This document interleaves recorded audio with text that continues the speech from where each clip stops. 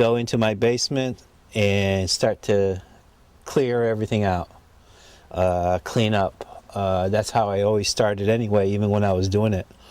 You know, I'd have a time in the summer I'd work, and then work right through to almost a holiday where I'd be firing out here in, you know, November to get things ready for the holidays. But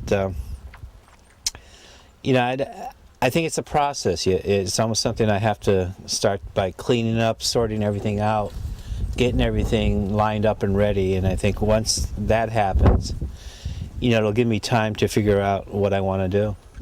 And like I said, that's why it takes so much time for something like this. You can't just jump into it. You know, I can't anyway. Maybe other people can.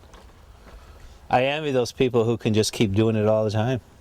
You know, they never stop then. It's much easier. I think if you've got it always going, it's much easier to pick up. It's a funny thing, I almost have to kind of divorce myself from even thinking about doing pottery or doing art in the meantime, because you know you can't do it. And I think sometimes it just frustrates me that I can't, so I try to think of that about not doing it. It's almost easier because it's not as frustrating. I like doing this, yeah, it's different. It's a whole different thing. I think having your clay on material like this is different than, let's say, drawing or taking a picture or photograph or something. Here you're really working directly with the material, and when you're doing something, you know, three-dimensional like this, it's real, it's immediate, it's a whole different kind of feeling to it. Very tactile. All right, these, what you're going to do is going to glaze everything, put a little glaze here, then you're going to put your thing on top like that, okay? And then you're going to glaze on top of that. All right? Okay. You got that? Because what I'm going to do is I'll fire that flat like that, and then when that melts, I'll stick together. Excuse me. No, you can start the glaze.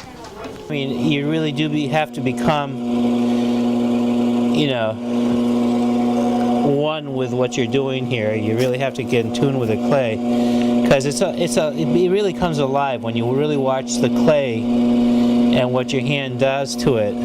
It moves it, it forms it, it shapes it. All right. How's this? Watch your hairline up here. It's way up too high. Look in a mirror when you're doing this, okay? I can't look at my hair. It's all in braids. Yeah, I know, but even then, take a look at... All right, see between here and here you have like a thickness. This is a little bit too narrow. So what you need to do... Like this. Like make bumps around it. Yeah. You want to put the braids in or not? No, it'd be too hard. All right. I don't have that much skill. So what your hair really is more down like here, okay? And if do you usually part it somewhere in the middle? So if it's parted in the middle, it's going to kind of separate here. Some of the lines are going to come here this way, and some of the lines are going to come that way, you see? That way it doesn't look like... You have such a huge forehead. Okay, you see what I mean? It needs to come down a little bit more, all right? Okay. All right, put it back on that side over there. Here you can do what you want, pretty much. You're responsible for what happens. And that, I guess that's not too much different from teaching too. You're really responsible with what happens to children and how they grow. And hopefully you make good decisions about that, and you help them to grow in good ways and understand how things work. Allie's not here today? Okay. Do you know where her thing is? Yeah. If you have time, just paint for her, okay? Because this doesn't take any creative ability, you just have to coat it, okay? Not to say that you don't have creative ability, but I'm just saying. Okay? Try to get some order to it. Do it in order so you know where you started and left off. When you lay the